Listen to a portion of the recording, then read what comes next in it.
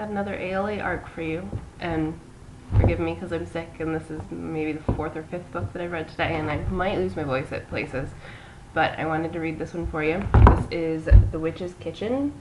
It's by Alan Williams, and it comes out October 5th, I believe, and it just sounds really cool and kind of Roald Dahl, like half creepy, half spooky, half really funny. And one of those things that would really work under your skin when you're a kid. So I'm looking forward to reading this one. There is a little prologue-ish thing, but I'm going to skip straight to chapter 1. And again, this is an arc, so it could be different.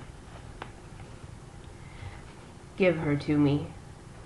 The voice sliced through the silence like a carving knife, and in the total darkness, Seraphina imagined her sister's thin, outstretched hands, grasping, expecting to be obeyed. Though they were standing face to face, nearly nose to nose, Seraphina could only just perceive Emelina's gaunt silhouette as a glow slowly began to emerge from the depths of an ancient cauldron squatting a few feet away. A book lay spread open on the table nearest Emelina. She would frequently glance at it as if she were reading, but the anemic light did not brighten its pages at all. In fact, the light bent around the book as if afraid of what was written there. Here in the witch's kitchen, the light wasn't welcome.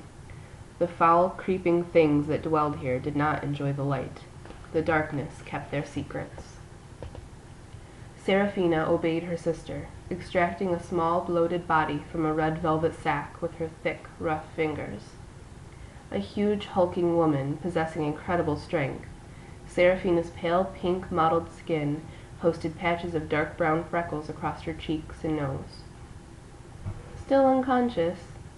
Good. But she'll wake soon enough. Yes, she will, Emelina murmured. Step lively, Pot.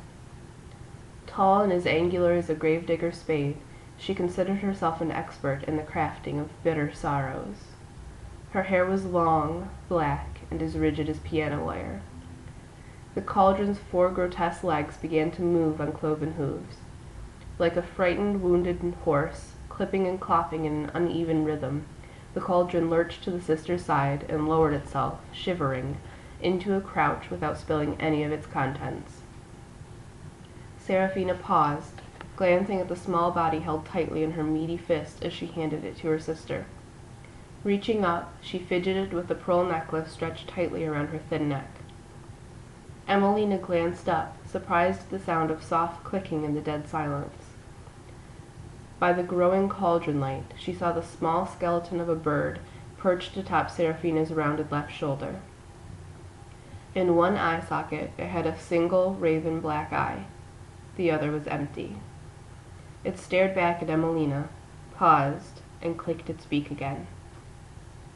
Sister, Emelina said dryly, did we not agree to destroy all of the disobedient cribs? Are we now wearing them as jewelry? The lines of Seraphina's perpetual scowl now deepened as her eyes sparked a fleeting expression of anger. It's not jewelry, she said with the slightest hint of defiance. I'm going to experiment on it. I have to see what went wrong with this batch. After that, the creams can have it for all I care. Ah. Emelina drew the word out, mocking her sister. Right. Well, have your fun then. She paused and then added, it's of no consequence to me. Witch's Kitchen, Alan Williams.